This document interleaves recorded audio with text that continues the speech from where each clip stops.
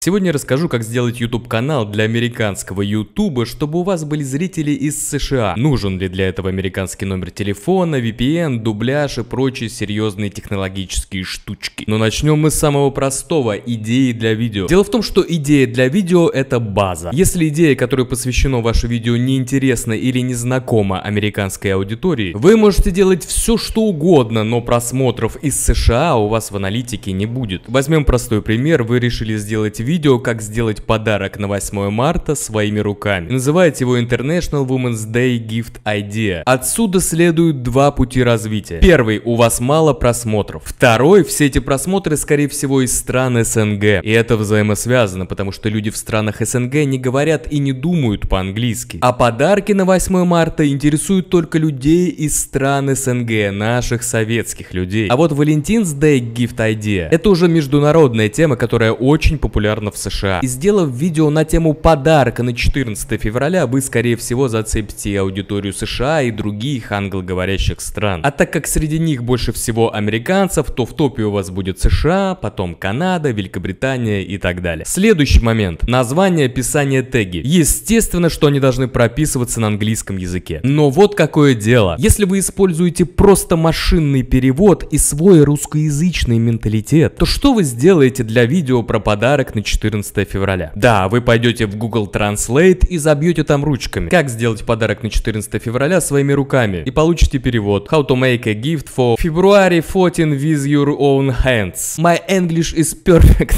В общем, вау, круто. Но если вы сделаете ролик с таким названием, то американцы вас не поймут и у вас не будет просмотров. Потому что американцы называют этот праздник не День всех влюбленных или не 14 февраля, а День Святого Валентина. Сделать своими руками они называют DIY, а не Own Hands и так далее. Поэтому максимально важно, делая название, описание и теги на английском, использовать тот английский, разговорный английский, который используется на YouTube повсеместно, и с которым ролики уже набирали большие просмотры. Потому что если кто-то до вас назвал так видео и собрал 1 миллион просмотров, значит это нормально, надо брать в разработку. Если же вы забиваете свой вариант названия ролика на английском в YouTube и не находите, не видите там множество роликов, набравших много просмотров, подумайте, возможно, что вам пригодится в этом случае контекстный переводчик с примерами разных расхожих разговорных фраз. Далее, нужно ли указывать США в настройках канала? На самом деле ответ нет. Но я бы крайне советовал указать там страну США, а сам интерфейс YouTube переключить на английский. А также не забыть указать страну США в настройках профиля. Вот зачем это нужно? В первую очередь это необходимо для вас. Вы должны погрузиться в тематику везде, видеть американские ролики, видеть американский интерфейс, видеть видео в трендах, в рекомендациях, все на английском языке. Если у вас будет такой профиль с кучей тематических подписок и просмотров, то супер. Вы окажетесь в гуще событий и не пропустите никаких трендов, популярных сейчас в вашей конкретной нише. Естественно также, что в настройках канала вам нужно будет сделать его описание на английском языке. Было бы странно на русском. Не смешно! Не поняли, да? Это Россия! Что еще нужно? Превью. Сейчас я не буду вам рассказывать, как правильно сделать значок для видео, чтобы у него был высокий CTR. Все это есть в моем чек-листе для превью, там расписано про композицию, элементы, тепловую карту и прочие важные вещи. Ссылочка имеется в описании, переходите. Но для американского YouTube в превью важно вот что. Текст. Дело в том, что YouTube считывает написанное на картинке. Для примера возьмем видео Talked about drive. Короче, вот это. Забиваем в поиск и бац, вот оно есть в выдаче. Хотя ни в описании, ни в заголовке этих слов нет. Они есть только на превью. Поэтому, делая превью, постарайтесь зацепить и эту особенность алгоритма, не забыв при этом применить все то, что я сказал про разговорный английский язык ранее. Далее, нужен ли VPN? Нет, VPN для американского YouTube не нужен, как для длинных видео, так и для шортс. Смотрите, вот это мое видео на очередном экспериментальном канале. Да, у меня их много, и здесь конкретно я балуюсь с нейросетями. И вот видео по тренду оживления превью. В данном случае я использовал значки видео Мистера Биста. А до недавних пор, например, были актуальны такие же переделки игры в кальмара, так как сериал был в тренде. Упустили? Сочувствую. Но вернемся к 70 тысячам просмотров. И здесь аудитория США. Да, есть и остальные страны не такие богатые. Я позже расскажу, почему так получилось и как этого избежать. Однако сначала давайте рассмотрим мое видео. Два других, кстати, из этой же серии тоже с аудиторией США, поэтому это не случайность. Откуда же там Америка, как вы думаете?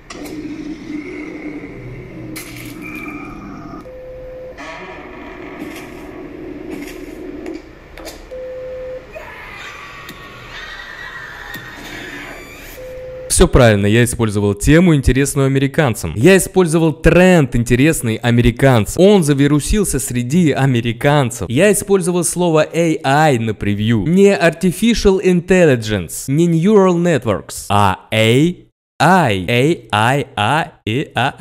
И в названии я использовал нативный английский язык, написал как local. Однако я не использовал еще один супер важный элемент, который 100% привлекает чисто американскую аудиторию. Вне зависимости от места, откуда вы загрузили видео. Это озвучка на американском языке. В прошлом видео я показывал статистику своего канала без лица, где публикую англоязычные шортсы. И вот, например, недавнее видео на 600 тысяч просмотров, его доходность 12 центов за 1000. И раскладка по аудитории вот такая. Все потому, что я озвучил видео нейросетью на американском языке. Ну вот вам другой шортс на этом же канале, но без озвучки. То есть внутри этого видео нет голоса на английском языке и нет текста в виде надписи или субтитров на английском языке. И здесь география выглядит вот так. Индонезия.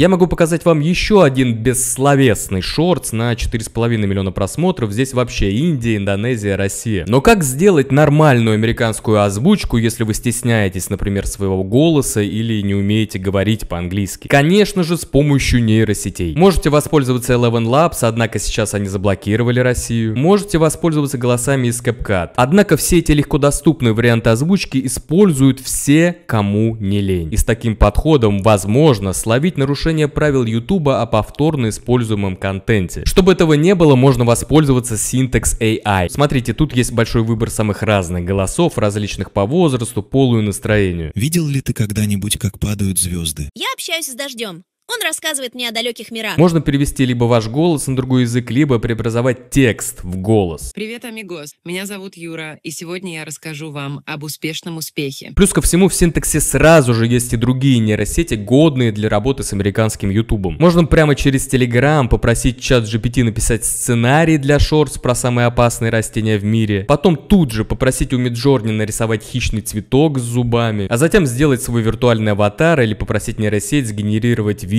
из текста. Все в одном месте и без проблем с оплатой из России, если вам нужны большие объемы. Ссылочка на Syntax AI будет в описании. Помимо озвучки на английском языке, внутри видео желательно прописывать надписи или субтитры на английском языке, чтобы их понимал YouTube. Ведь чем больше данных вы дадите алгоритму про ваш ролик, тем точнее он определит зрителей, которым это можно посоветовать. А правильно определенные зрители — это и есть успех на YouTube. В целом, для создания американского канала вы должны прийти к тому, чтобы наполнить каждый блок, из которого состоит конструкция под названием видео, английским языком, понятным носителем этого языка. Идея, описание, название, теги, тайм-коды, текст на превью, озвучка, текст внутри видео. И вот тогда ваш ролик и выйдет на американскую аудиторию, и никакие американские номера телефонов или VPN не понадобятся. Но есть и обратная сторона Луны. Если вы принципиально ведете свой канал без озвучки и без лица, например, делаете шортс про выживание в лесу, именно тогда YouTube будет ориентироваться на вашу геопозицию